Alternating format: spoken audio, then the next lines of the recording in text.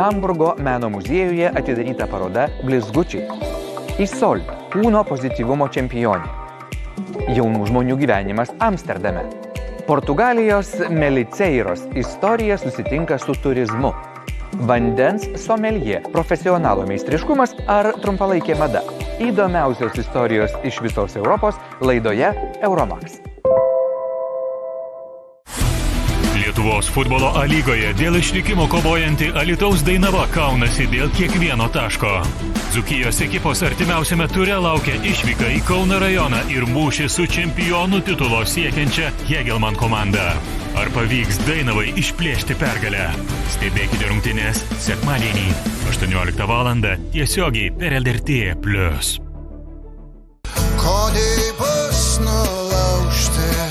LRT Opus pilnatis. Koncertų serijoje svečiuojasi Andrius Mamontovas. Ar Lietuva kada nors laimės Euroviziją? Jeigu Katarsis nepagerins LT United rezultato, mums kažką reikės daryti. Ketvirtadienį 19 val. Klausykitės per LRT Opus, žiūrėkite per LRT Plus ir LRT LT. Sekmadienį popiet per LRT Plus pasinerk į smagų ir nenuspėjamą šeimos filmų pasaulį. Tavęs laukia beprotiški nuotykiai, kova su bregiu ir nauji pasakiški draugai.